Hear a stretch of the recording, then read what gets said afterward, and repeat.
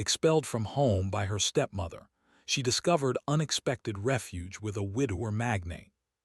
She pressed her cloak tighter around herself, though it offered little warmth against the cold night. Her heart thudded painfully in her chest, heavy with fear and anger. Only hours ago, she had been the cherished daughter of her father's household, living in a sprawling estate with gardens that bloomed even under the harshest winters. Now, thanks to her stepmother's cruel designs, she was cast out into the darkness, alone and without a home. Her boots sank into the soft earth of the forest path as she stumbled forward, guided only by the pale silver light of the moon.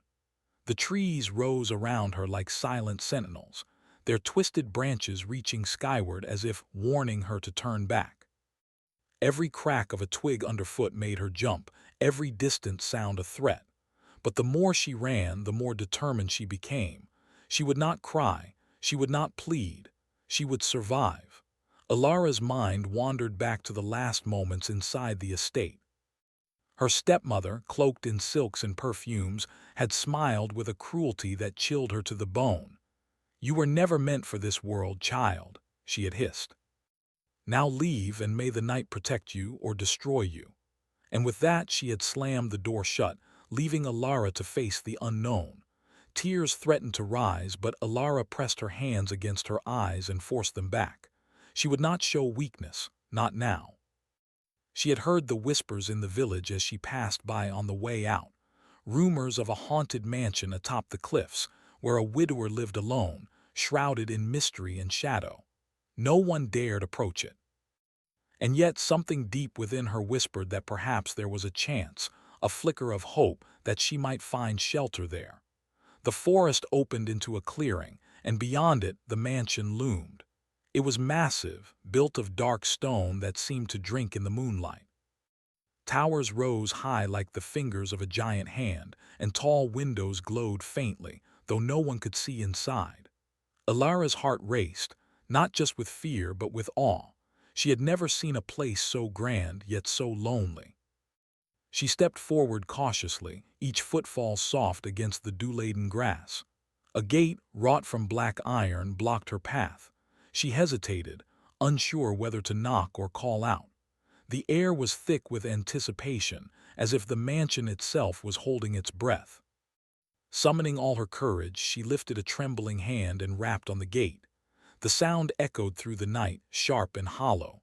For a moment nothing happened. Then a shadow moved in one of the upper windows.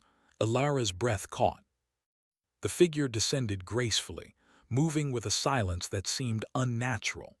When he emerged fully into the moonlight, Alara saw a man tall and broad, his hair dark as midnight and his eyes colder than the winter wind itself. There was an air of authority around him, of someone used to commanding and controlling everything in his world. And yet, beneath that, she glimpsed a shadow of sorrow, as though he carried a great burden that weighed upon him even as he stood. "You shouldn't be here," the man said, his voice deep and steady, carrying the kind of power that made one feel both safe and terrified at the same time.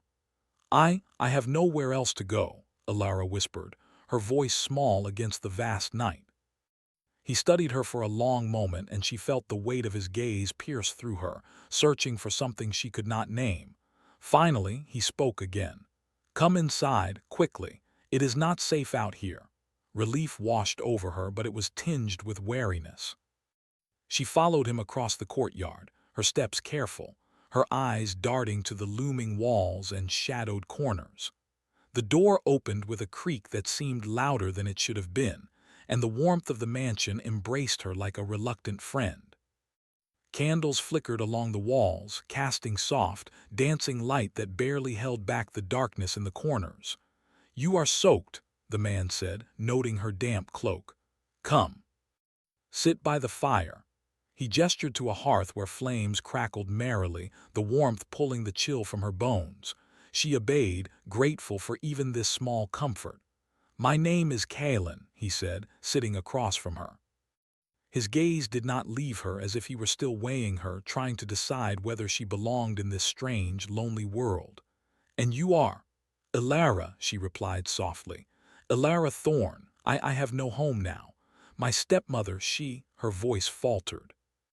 Kalen inclined his head, understanding without needing her to finish. I see, he said quietly. The world can be cruel, but perhaps here you will find a measure of safety if you are willing to stay. Elara nodded, though unease prickled her skin. Something about this man was both comforting and unsettling. She could not yet tell whether he was a savior or a shadow of danger waiting to close in. Yet the warmth of the fire, the solidity of the walls, and the unexpected kindness in his tone convinced her to trust, at least for now. Over the following hours, Kalen offered her food, simple bread and cheese, and a small cup of sweetened tea. He did not press her for details about her past, but his questions were careful, probing gently the parts of her story she could share. Elara found herself opening, bit by bit, recounting the day she was expelled, the life she had lost, the fear and uncertainty that followed. Kalen listened in silence, his eyes unreadable yet attentive. There was a strange power in the way he held himself, calm, commanding, and unyielding. But there was also a tenderness, quiet and hidden, that made Elara feel seen. For the first time since she had been cast out, she did not feel completely alone. Night deepened and the fire dwindled to glowing embers. Kalen stood, moving toward a door at the far side of the hall. You will stay in the guest room, he said. It is simple, but it is warm. Rest. Tomorrow we will see what must be done next. Elara followed him, her heart racing with anticipation and nerves. The room was small but cozy, with thick blankets and a small window that overlooked the dark forest beyond. She set down her cloak and knelt by the bed, feeling the exhaustion of the day press down on her. Before sleep claimed her, she glanced toward the door where Kalen stood. Thank you, she whispered, almost to herself, for everything. He nodded once, a solemn acknowledgement, and left the room. The sound of the door closing echoed in the silence, leaving Elara alone with her thoughts. She tried to calm her racing heart, but the strange feeling of being both safe and watched, cared for, and yet unsure, lingered. As she drifted into a restless sleep, the wind outside whispered through the trees, carrying voices she could not understand. Shadows seemed to twist across the walls, forming shapes that made her shiver. And in the deepest part of the night she thought she heard a soft, almost melodic voice. She carries the key whether she knows it or not. Elara woke with a start, her heart pounding. The room was empty, the windows still dark, and the fire in the hearth reduced to dull embers. She told herself it was only a dream, the imagination of a girl alone in the world. Yet a chill ran down her spine, a sense of destiny she could not explain. Perhaps she had stumbled upon more than a safe haven. Perhaps this mansion, and the man who ruled it, would change her life in ways she could not yet imagine. The morning light was weak and gray when she finally rose, brushing damp strands of hair from her face. She dressed quickly, her mind filled with a mixture of dread and curiosity. Who was this man, Kalen? Why had he taken her in? And what secrets lurked behind the tall walls and dark windows of the mansion on the cliff? Stepping into the hallway, she noticed the portraits lining the walls, faces frozen in time, eyes that seemed to follow her every movement. A sense of history and sorrow clung to the house, as if every brick and beam held a story of its own. Elara shivered but moved forward, determined to face whatever the day would bring. Kalen awaited her in the dining hall, his expression unreadable but his presence commanding. He offered a small nod as she entered, and for a moment the silence between them spoke louder than words. "Breakfast," he said simply. "Eat, you will need your strength." Elara nodded, and as she took her first bite, she felt the weight of the night slowly ease from her shoulders. Yet she could not shake the feeling that her journey had only just begun. The world outside was dangerous, her stepmother's shadow still loomed, and something within the mansion whispered of secrets she was not yet ready to face. And somewhere, deep in the corridors of the grand, silent house, a black raven perched, its eyes glinting like polished onyx in the morning light. It watched Alara carefully, as if guarding her, or perhaps waiting for the moment when her true story would unfold. The morning sun was pale and weak, struggling to pierce through the gray clouds that hung low over the mansion. Alara sat at the dining table, her fingers nervously tracing the rim of a simple cup of tea. The warmth of the drink seeped slowly into her hands, but it could not calm the unease she felt. The night's whisper haunted her still. She carries the key, whether she knows it or not. Kalen entered the hall with his usual quiet authority, his dark eyes observing her with a measured intensity. He seemed older somehow in the morning light. His broad shoulders stooped slightly as though carrying a weight invisible to others. When he spoke, his voice was low, almost cautious. "You slept well?" he asked. Alara nodded, though her sleep had been restless, haunted by shadows and strange dreams of a mansion filled with whispers and eyes. I think so," she said, "but I keep hearing things at night. Strange sounds." Kalen's gaze softened ever so slightly and he gestured for her to follow him. "You are not imagining it," he said. "This house is old. It remembers. Sometimes it speaks in ways that are difficult to understand." They walked through the grand hallway, past towering portraits whose painted eyes seemed to follow them with a quiet vigilance.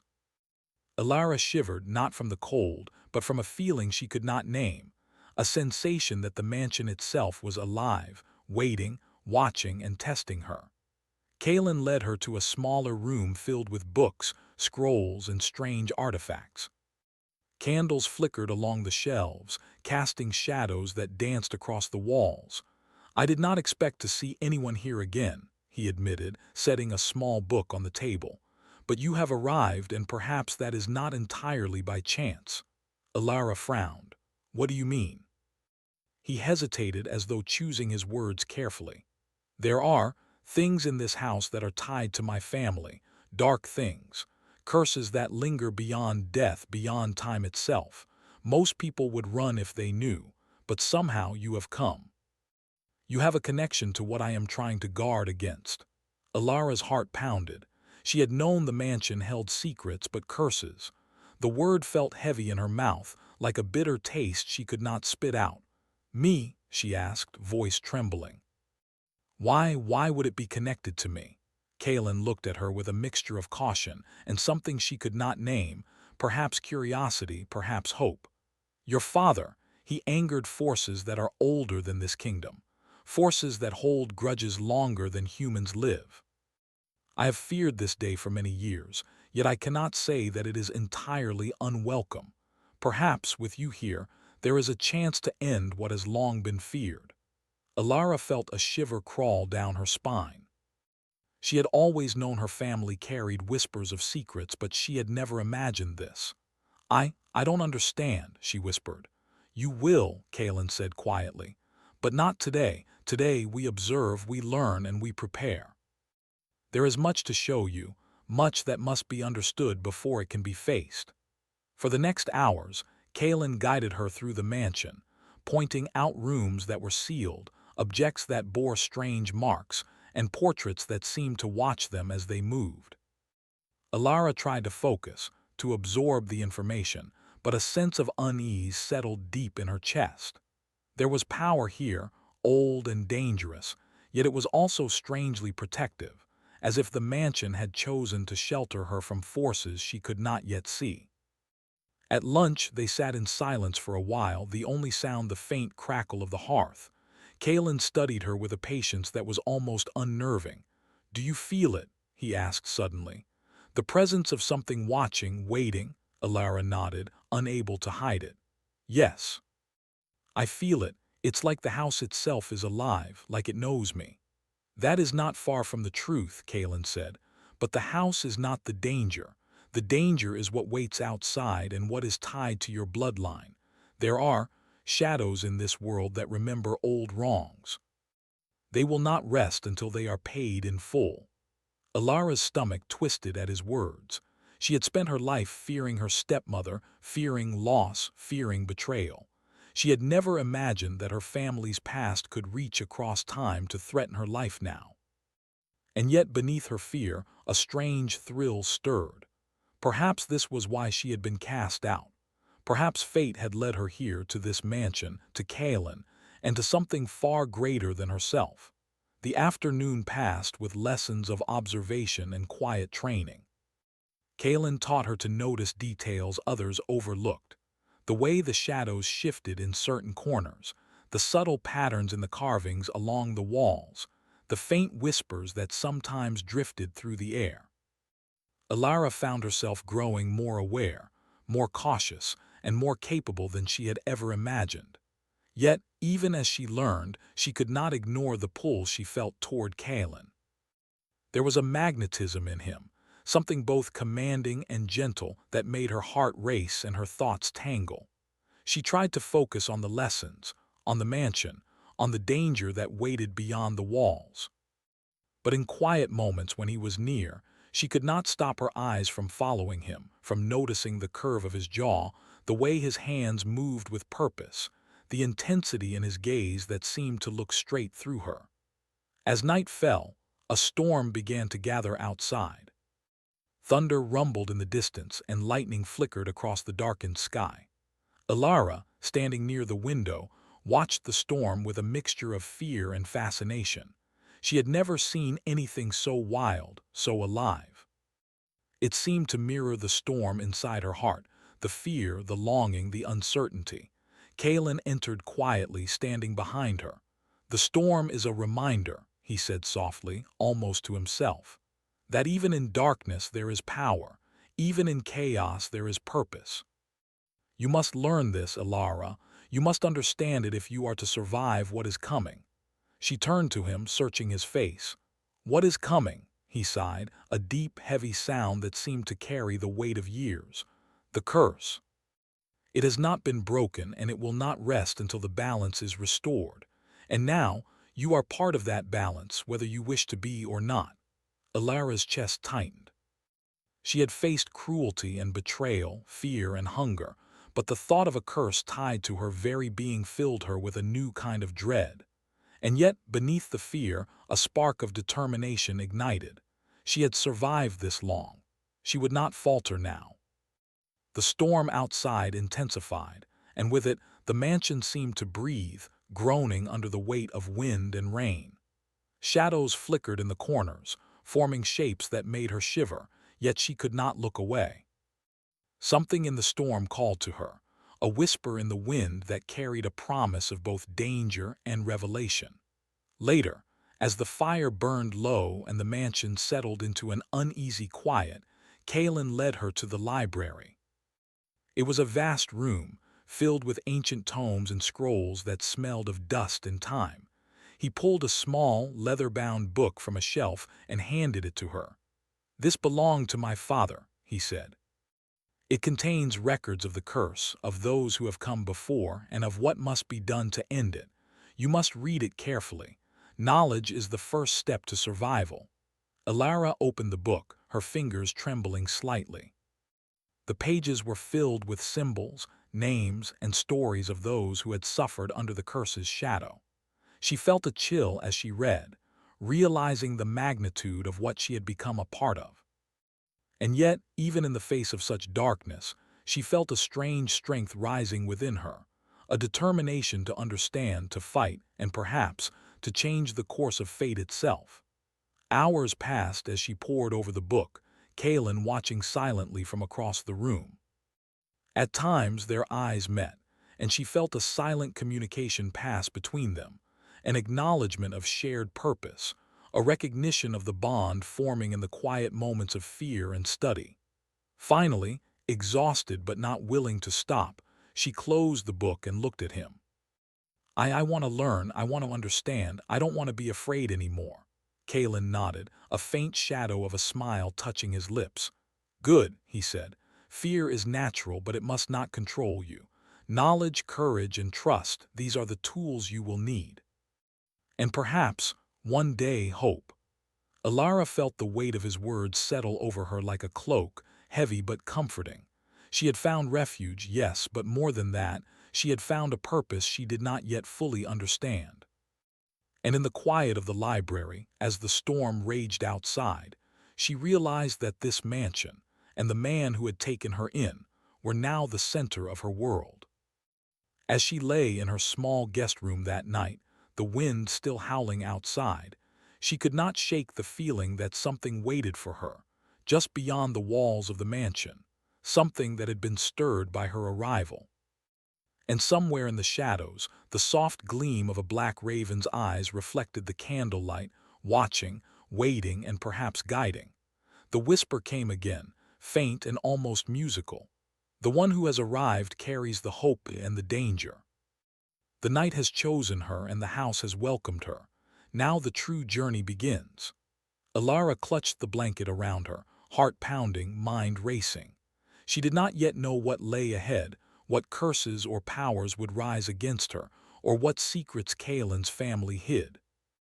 But she knew one thing: her life would never be the same again. And in that moment she understood something profound. Sometimes exile is not an end, but the beginning of something far greater. The storm had passed, leaving the forest drenched and heavy with the scent of wet earth. Sunlight tried to pierce through the lingering gray clouds, but the mansion still seemed cloaked in shadow, as though it carried the memory of the storm within its walls. Alara stepped cautiously along the stone path, her boots sinking slightly into the soft ground.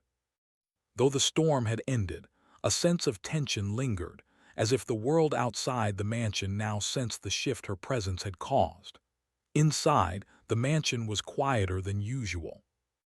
The echoes of her footsteps bounced softly against the tall ceilings, and even the flickering of the candles seemed subdued. Kaelin had been silent all morning, seated in the study with the heavy book of records open before him. He looked older, weariness etched into the sharp lines of his face. His eyes, usually dark and commanding, were shadowed with a kind of sorrow that made Alara pause in her tracks. "Kaelin," she asked softly, stepping closer. He looked up, and for the first time a small, vulnerable shadow crossed his features. "The world is shifting," he said quietly. "The curse, it grows restless. It senses your presence, and not everyone in the kingdom will welcome what you represent." Alara swallowed hard. "What does that mean?" "It means danger," he replied simply. "The threat is not only from shadows or magic. Some people, those with ambition, with greed, or with fear, will try to manipulate the situation for their own gain. We must be careful. You must be careful." Alara felt a chill, not from the mansion's cold stone walls, but from the weight of his words. She had expected danger, yes, but the thought that someone might actively work against her and Kaelin made the air feel heavier, more suffocating. Yet beneath the fear, a determination sparked. She would not run, she would not hide, she would face whatever came. As the day passed, Kaelin began to teach her more than observation. He trained her in awareness, in reading the signs of danger, in understanding the mansion's subtle cues. Shadows were never just shadows, he explained. Sounds were never just sounds. Every movement, every whisper, every glance could carry meaning. Alara absorbed it all with a mix of awe and anxiety. She was learning, growing stronger, but the lessons also revealed just how vulnerable she had been before. Each revelation made her heart pound, not with fear alone, but with the realization that she was now part of something far greater than herself. Yet, as the lessons wore on, another tension stirred, one that Alara could neither name nor escape. Kaelin's presence was constant, and while it was protective, it also held a weight that pressed upon her heart. When he spoke, his voice commanded attention. When he looked at her, his eyes seemed to pierce straight through her. She was drawn to him, fascinated by the strength and sorrow that seemed to live within him, but also wary of the power he wielded so naturally. One afternoon, while exploring a hidden corner of the mansion, Alara stumbled upon a small, overgrown garden that had long been abandoned. Vines crawled along broken stone benches, and weeds had overtaken paths that had once been carefully maintained. Yet among the decay, a few stubborn flowers clung to life, their colors vivid against the gray stone. Kaelin followed her quietly, watching her examine the garden. "This place was once full of life," he said softly. "It has been neglected for decades, much like parts of my heart." Alara turned to him, surprised by the unusual softness in his voice. "Why do you say that?" He looked away for a moment, gaze distant, as if the garden and its memories had opened a window into his past. "I loved once," he admitted quietly, "many years ago, and when she was gone, everything in me felt broken. I shut myself off from the world, from people, from hope. This mansion became a cage of memories and shadows." Alara's breath caught. For the first time, she saw him not as the commanding, untouchable lord, but as a man who had known pain and loss, a man who had suffered in silence. She stepped closer, placing a tentative hand on his arm. "You're not alone anymore," she said softly. "Not now." Kaelin's eyes met hers, and for a brief, fragile moment, the barrier between them seemed to falter. There was longing there, yes, but also fear. Fear that closeness might bring vulnerability, and vulnerability might bring pain. Yet neither of them moved away. In that quiet garden, amid the decay and lingering sunlight, something unspoken passed between them, a bond born of shared understanding and quiet trust. Their moment was interrupted by a sudden noise, sharp, deliberate. Footsteps, echoing in the empty hallways. Alara's heart raced as she and Kaelin exchanged a tense glance. "Someone is here," he said, voice low and steady, "and I fear they are not welcome." They moved swiftly through the mansion, shadows guiding them as Kaelin led her to the highest tower. From the window they could see a figure approaching the gates, a man cloaked in dark fabric, moving with purpose, unafraid of the mansion's looming presence. "Alara," Kaelin began, his tone warning yet calm, "you must remain here, do not step outside." But Alara shook her head. "No, I am part of this. Whatever comes, I face it with you." Kaelin hesitated, then nodded. "Very well, but stay close." The intruder reached the gates and raised a hand in greeting, a mockery of civility in his movements. Kaelin stepped forward, the power in his presence immediately making the man pause. "State your purpose," Kaelin commanded. The man laughed softly, a sound that made Alara's skin prickle. "I have come for the girl," he said. "The one with the bloodline, the one tied to the curse. Hand her over and no harm will come to you." Kaelin's eyes narrowed. "She belongs to no one but herself," he said, his voice cold as steel, "and I will not allow you to threaten her." The man's smile faded, replaced by a flicker of anger. "You think you can stop me," he said. "You are only one man. The girl is the key to power, something far greater than you can comprehend." Alara stepped forward, fear and courage warring within her. "I am not a key," she said, voice steady despite the tremor in her chest. "I am Alara Thorn, and I will not be used." The man's eyes widened in surprise, and for a moment he faltered. Kaelin moved closer to her, placing a protective hand on her shoulder. "She speaks the truth," he said. "You will find no obedience here."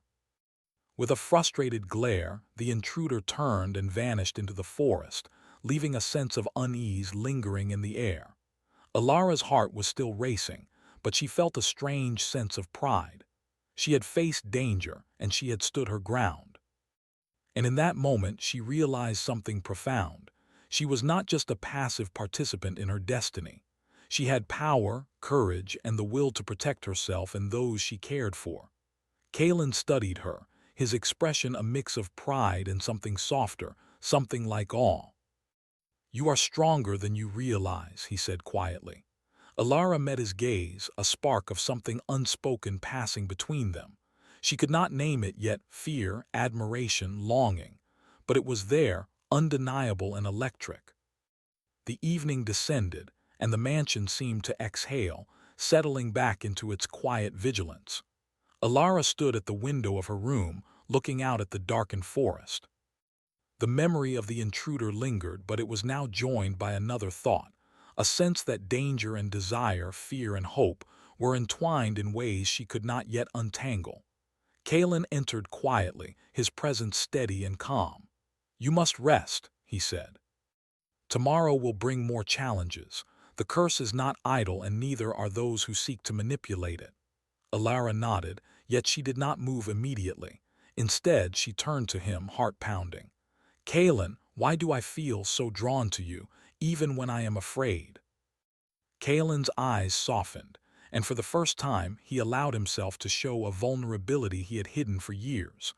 "Because we are both alone," he said quietly, "both carrying burdens that the world does not understand. And in the quiet moments, in the spaces between fear and duty, we recognize something in each other, something human." Alara felt warmth bloom in her chest, mixed with a tangle of fear and longing. She had never felt this way before, toward anyone, toward anything. Yet the mansion, the curse, the danger, and Kalen himself had opened a door within her heart, one she could not yet close.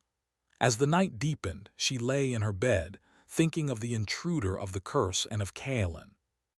The mansion seemed alive around her, its shadows shifting and flickering in the candlelight.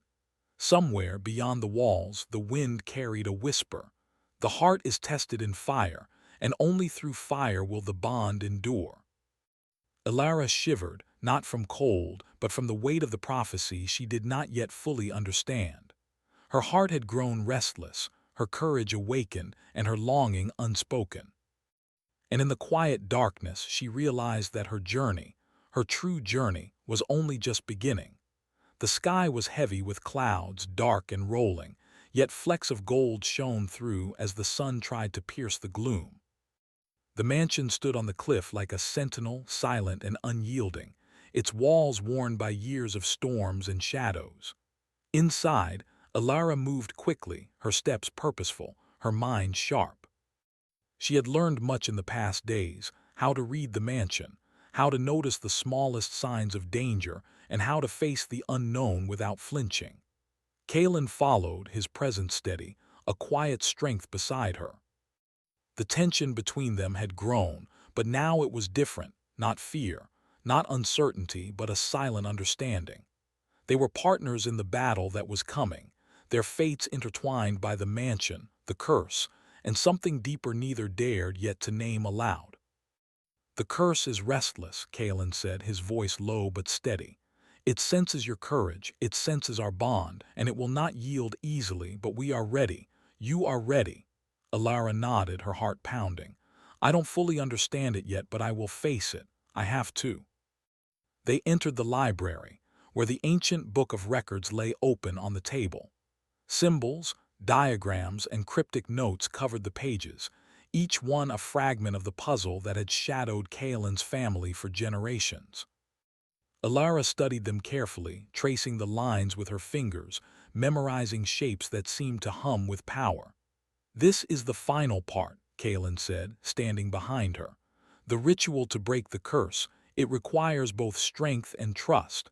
Both of us must act as one. The curse preys on fear, doubt, and separation. It cannot survive when hearts are united." Alara took a deep breath. "Then we stand together," she said.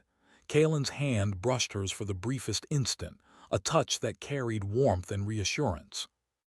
Neither spoke of the fluttering in their chests, the quiet longing that had grown with every shared moment, but both felt it. Words were unnecessary. The bond they shared was already speaking louder than any declaration. They moved to the mansion's central hall, where the ceiling soared high, and candles flickered along the walls, casting long, dancing shadows. The air felt charged, alive with anticipation, as though the mansion itself held its breath. Alara placed the book carefully on a pedestal, reading aloud the instructions for the ritual.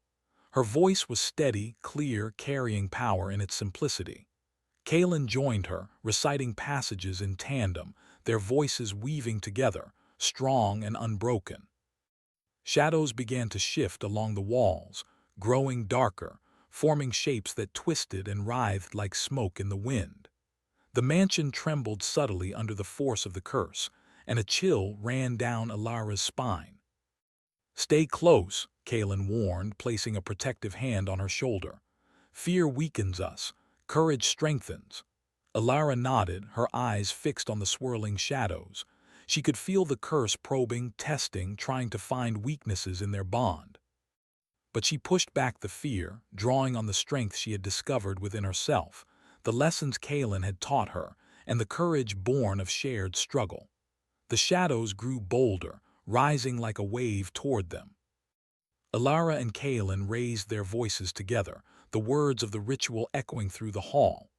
Light began to shimmer around them, soft at first, then growing, illuminating the darkness.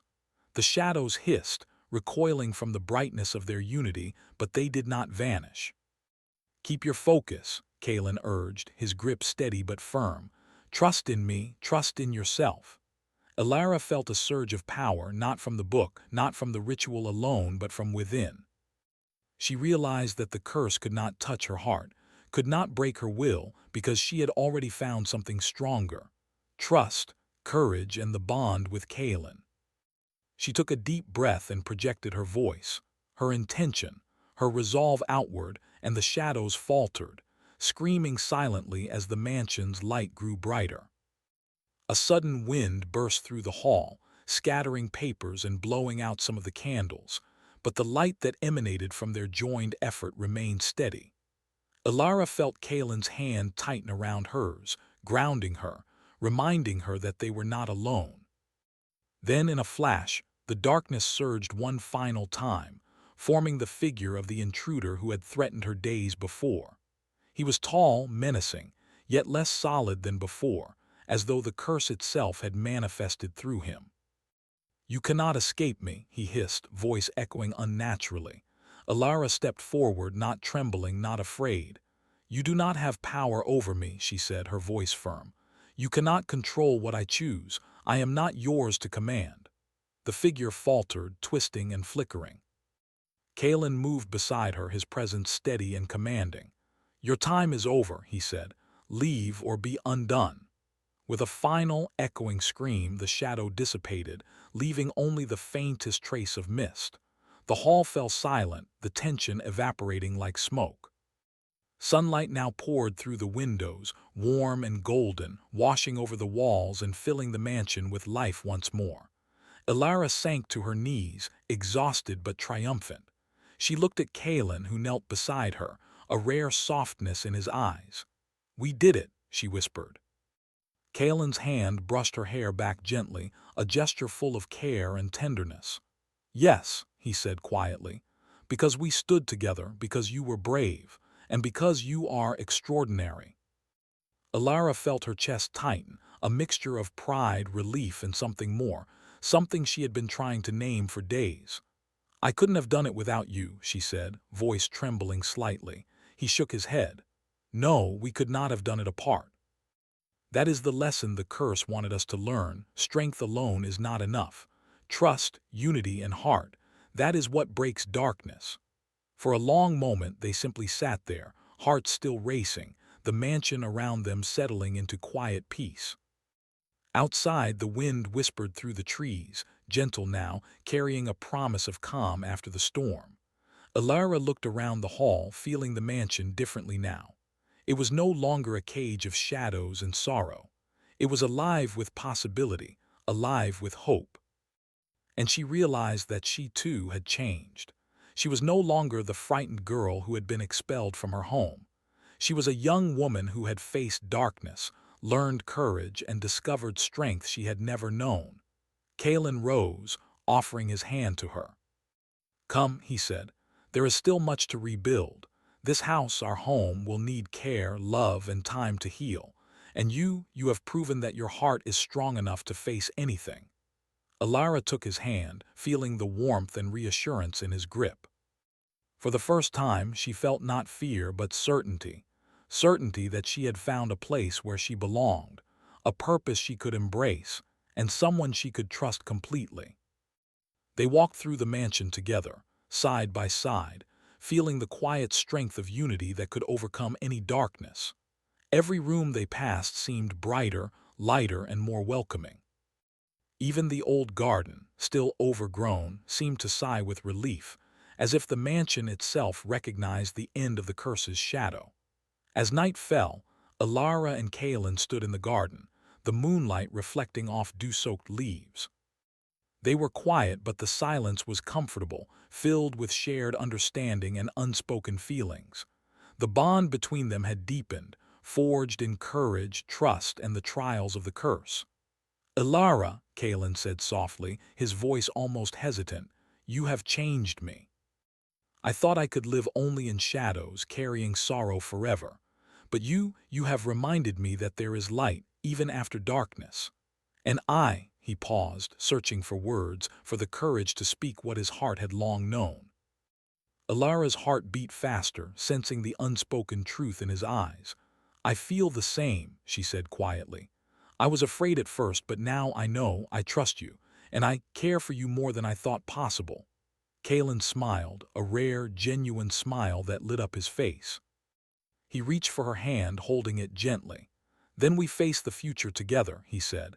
"No shadows, no curse, no fear, only us." Alara nodded, feeling a warmth bloom in her chest.